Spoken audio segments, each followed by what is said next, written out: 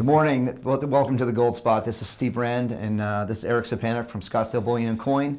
It's July 1st, 2020. Can't believe it's almost halfway through the year. Actually, it is halfway through the year right now. Crazy.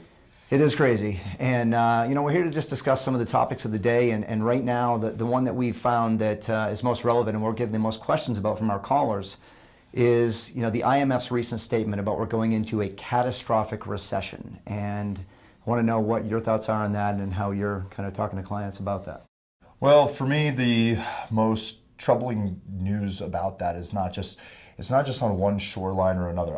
It's on everyone's shorelines right now. I mean, even Africa's having that was actually starting to gain a little steam, is completely at a stagnant development in their economy. I mean, Europe obviously devastated by this, Asia also, and then the United States. I mean, we're in for a long haul, and now here in Arizona we're dealing with shutdowns again. So there's just the future is so uncertain, and I think that's the reason why the IMF is blowing the whistle on a very heavy and long recession.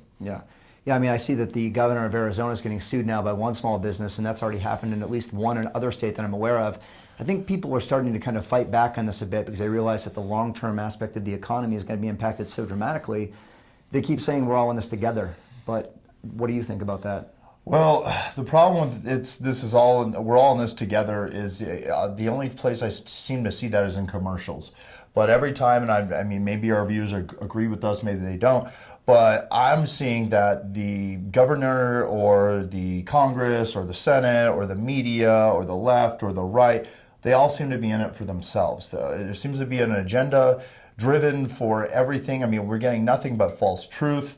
And not only that, people are now, at least my inner circles, people are skeptical about almost everything they read and see, and they just don't know what numbers to believe. Sometimes the numbers are false because of an agenda. Other times they're just flat out wrong, and sometimes they get it right. It's hard. It's just really hard right now to know who to trust, who to believe, and what columns that you read that you take as factual. Yeah, I totally agree. I think when you look around right now, it's hard to determine, what can you believe? You have to question everything. You want to believe that they're doing things to help us, but at the same time, you have to question the agendas that we're seeing, and there's just so much misinformation, you just don't know who to trust. So coming up on Independence Day, and obviously we want to celebrate that, but it's a little bit more difficult this year. How do you see this going this year as the rest of the year going?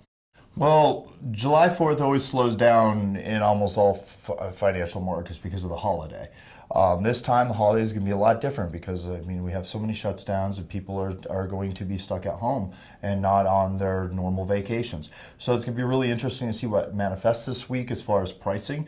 Gold, obviously, we had a real big sharp boost in gold price, and then it receded a little bit this morning, but nonetheless, I think this being July 4th, when we started this nation, it was a time of uncertainty. And here we are in 2020 in a time of uncertainty all over again. As far as financially, I see gold as a way to invest and protect your future financially. So that's the point of looking into gold right now, is that it's going to be there in the next 100 years, 1,000 years, whatever the case may be, and it will always have value. That's the reason to buy it right now, more than anything. Definitely always does. Thanks for joining us today. Join us at sbcgold.com. Send us any questions or comments you have, and we'll talk to you next time. Thanks very much. Thank you very much.